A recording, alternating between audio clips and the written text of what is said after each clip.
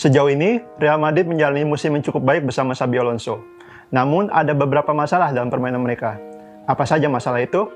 Saya Kevin William, and this is The Game Changer.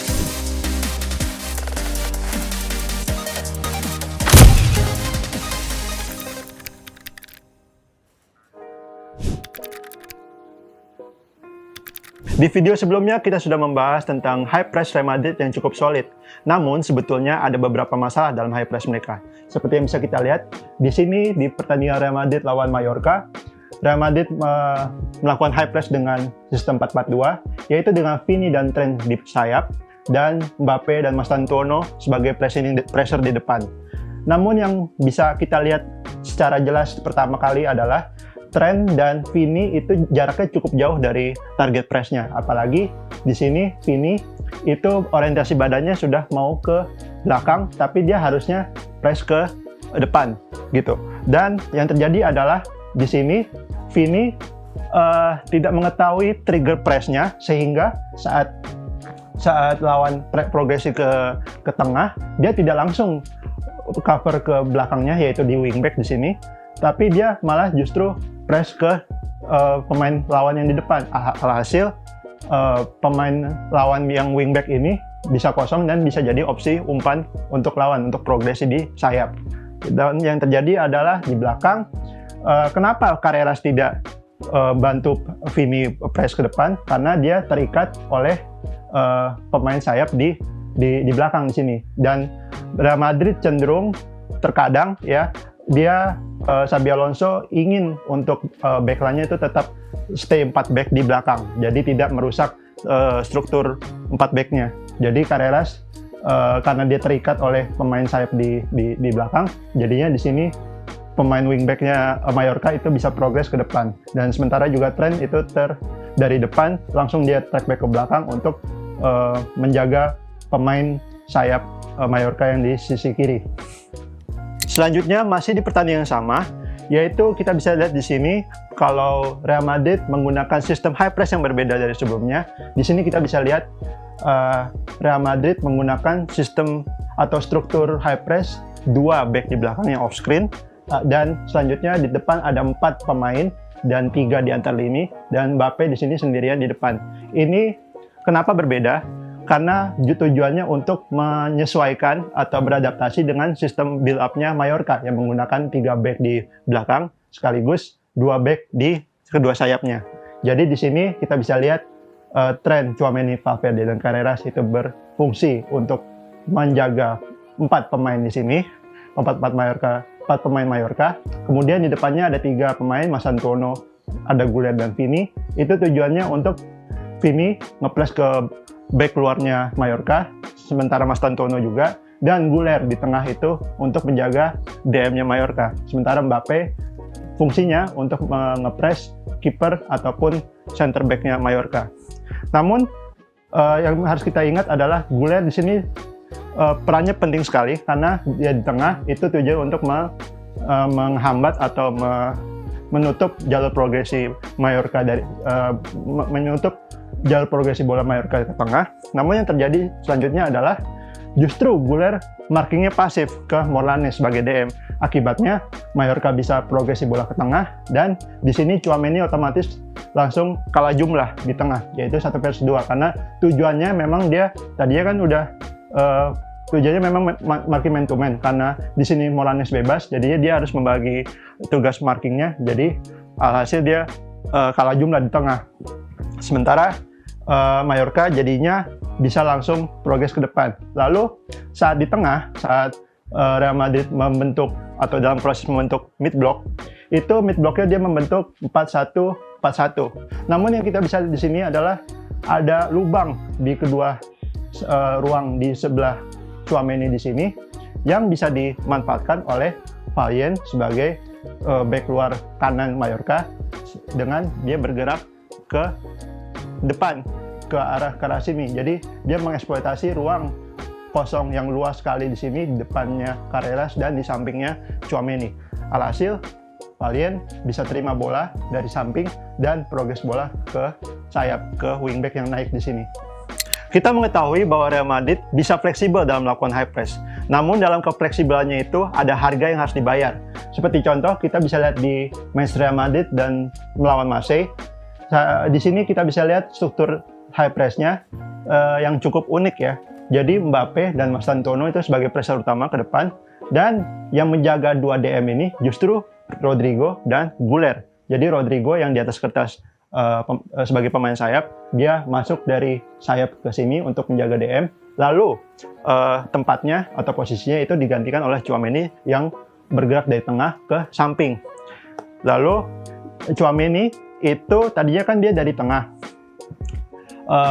sehingga yang tadinya tengah dia menjaga O'Reilly, karena dia ke samping, jadi peran markingnya itu digantikan oleh Hausen yang agak ke depan, yang maju ke depan.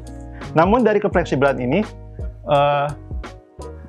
Real Madrid cukup terekspos backline-nya, karena di sini Marseille bisa langsung build up direct dengan Greenwood yang sebagai pemain samping itu dia drop dan menarik menarik backnya Madrid.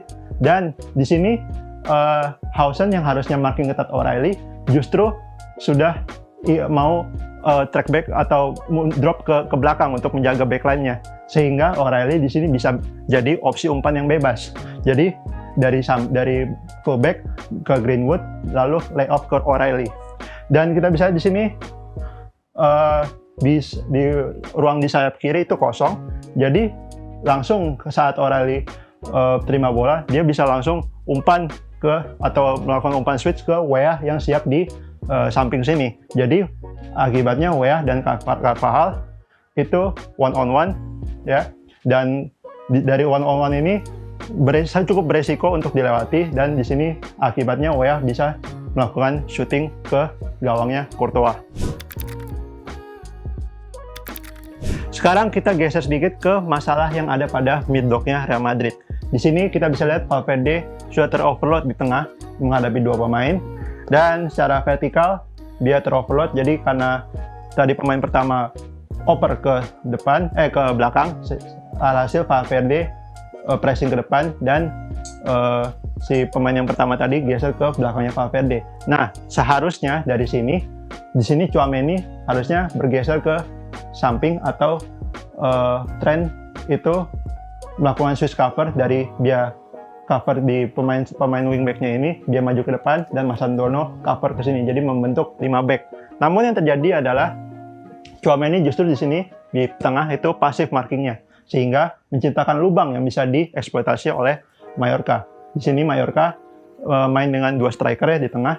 Di sini striker pertama running behind, lalu yang satunya itu drop untuk melakukan link up atau koneksi ke pemain yang kosong ini. Akibatnya di sini Trent geser ke depan ke dalam untuk merapatkan struktur bertahannya. Alhasil wingback-nya ini jadi kosong sebagai opsi umpan, dan Mallorca bisa progresif lewat ruang yang kosong ini. Contoh lain kita bisa lihat di sini pada struktur mid block-nya Real Madrid. Di sini sebagai struktur awal Real Madrid membentuk struktur 4-4-2, di mana ada Güler dan Mbappe sebagai blok depannya. Namun yang terjadi saat Sociedad hendak progres dari samping, itu Real Madrid melakukan perubahan dalam strukturnya, yaitu dari 4-4-2 mereka akan transisi ke struktur 4-2-3-1 dengan cara Tchouaméni drop ke belakang dan Güler juga drop ke belakang secara bersamaan, sehingga membentuk 4-2-3-1. Namun yang terjadi di sini adalah saat Sociedad progres dari pemain sayapnya, di tengah itu ada lubang yang tidak tertutup secara sempurna karena Tchouaméni dan Valverde itu tendensinya mundur ke belakang, sementara di 3 pemain ini stay atau pasif atau cuma bawa watching, sehingga jaraknya itu tidak tertutup secara sempurna, sehingga di sini pemain sayapnya bisa mengeksploitasi dengan cara bergerak ke dalam atau cut inside. Dan akibatnya ya di sini saat di depan kotak penalti Madrid tetap ada lubang atau celah yang yang bisa dieksploitasi Sociedad, sehingga pemain sayapnya itu tadi bergerak dari sayap ke tengah dan bisa melakukan shooting ke gawang Courtois. Namun di sini untungnya Courtois melakukan save yang cukup bagus. Pada video sebelumnya kita sudah membahas tentang rest defense dan rotasi yang ada di dalam rest defense-nya Real Madrid. Seperti contoh di sini Valverde mengcover ruangnya Trent yang ditinggal ke depan. Jadi Valverde dari tengah ke belakang untuk mempertahankan struktur 3 back-nya. Namun, apa yang terjadi saat Real Madrid tidak melakukan rotasi tersebut? Ini yang terjadi saat Real Madrid kebobolan gol pertamanya saat lawan Marseille. Jadi di sini Hausen itu maju ke depan untuk progres bola, ya. Jadi dia maju melakukan carry sendirian tanpa adanya rotasi atau tanpa adanya cover yang menggantikan ruang yang dia tinggalkan di belakang, sehingga ada lubang yang tercipta di sini. Akibatnya di sini Hausen melakukan progresi ke depan dan mengoper bola ke Gullit di sini, namun dengan cepat di press oleh Greenwood yang menghasilkan turnover. Lalu di sini si Marseille itu sudah mempersiapkan rest attack untuk melakukan counternya. Di sini saat Greenwood berhasil merebut bola, Weah badannya langsung tendensi ke depan untuk bersiap melakukan counter. Dan di sini akibatnya Greenwood itu berhadapan dengan Militao yang sebagai back tunggal di belakang, sementara Carvajal yang aturannya itu cover Weah itu karena dia terhalang oleh Militao di sini, dia cuma bisa menutup sudutnya Weah agar dia tidak bisa masuk ke area tengah. Namun yang justru dilakukan Weah adalah dia mengekspos atau mengeksploitasi ruang yang ditinggalkan Hausen di sisi kirinya Madrid atau di sebelah kirinya Militao, ya. Jadi dia melakukan pergerakan diagonal ke kanan, sehingga Weah bisa melakukan shooting dari umpannya Greenwood dan mencetak gol pertama untuk Marseille. Dari pembahasan tadi, kita sudah melihat beberapa masalah yang ada di Real Madrid. Namun, karena ini masih awal musim, kiranya Xabi Alonso masih mempunyai waktu untuk membenahi kelemahan di timnya. Namun, apakah Xabi Alonso dapat membawa Real Madrid menjuari La Liga atau Champions League musim ini? Kita lihat nanti.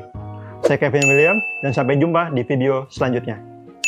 Jika kalian suka video ini, jangan lupa klik tombol like, subscribe, dan nyalakan lonceng notifikasi agar tidak ketinggalan video terbaru dari The Game Changer.